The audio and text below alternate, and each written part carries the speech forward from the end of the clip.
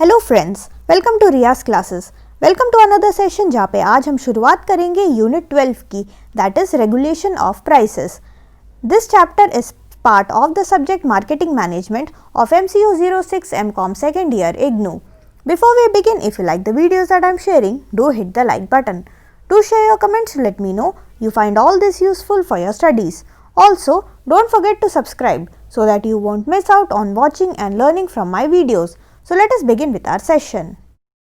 So let us see what all topics that we have to cover in this chapter. So इस chapter की शुरुआत करेंगे हम एक शॉर्ट इंट्रोडक्शन से, उसके बाद हम पढ़ेंगे regulation of prices under MRTP act. MRTP act के अंदर प्राइसेस को किस तरीके से रेगुलेट किया जाता है इसके बारे में हम पढ़ेंगे।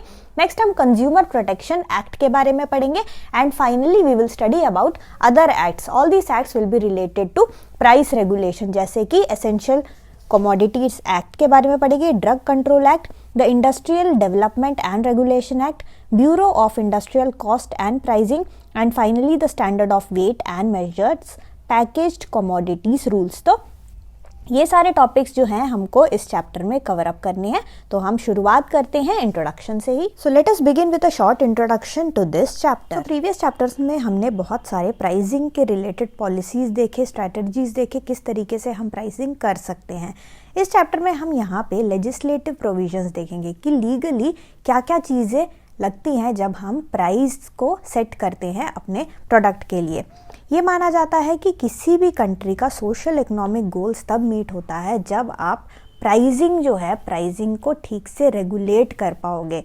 काफ़ी सारे ऐसे फैक्टर्स होते हैं जो कि अफेक्ट करते हैं प्राइसिंग को, जैसे कि इंडिया की अगर हम बात करें, इंडिया में जो गुड्स है they are in short supply, ठीक है, गुड्स और सर्विसेज शॉर्ट सप्लाई में है और प्राइसिंग जो है बहुत ही ज़्यादा अनरीजनेबल लेवल का है।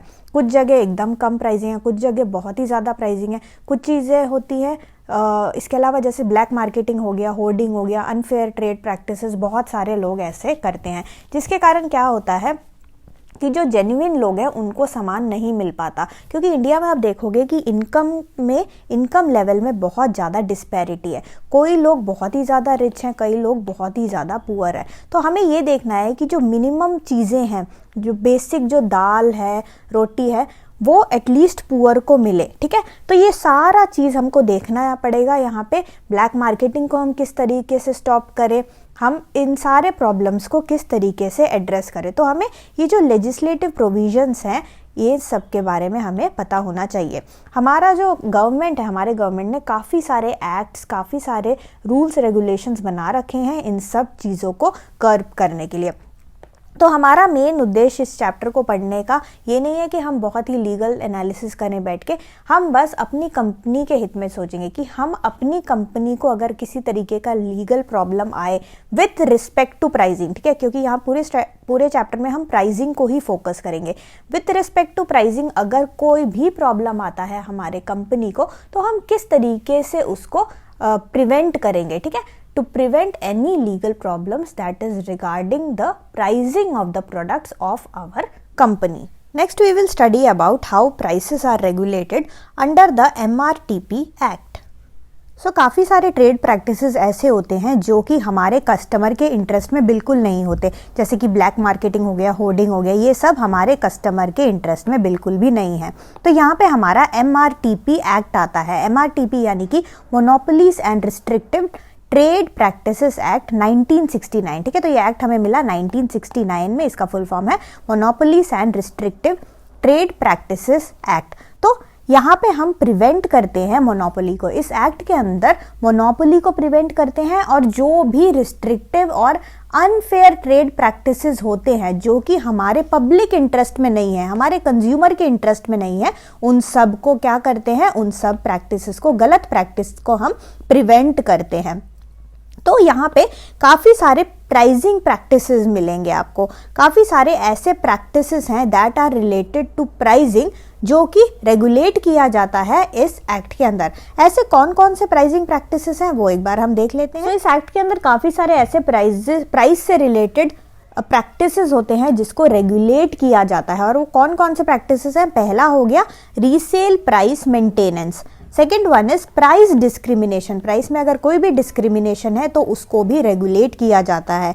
Collective price fixing, predatory pricing, bargain and deceptive pricing and finally charging unreasonably high price। एक प्रोडक्ट का अगर unreasonably high price चार्ज किया जाए तो उसको भी यहाँ पे कंट्रोल किया जाता है, ठीक है।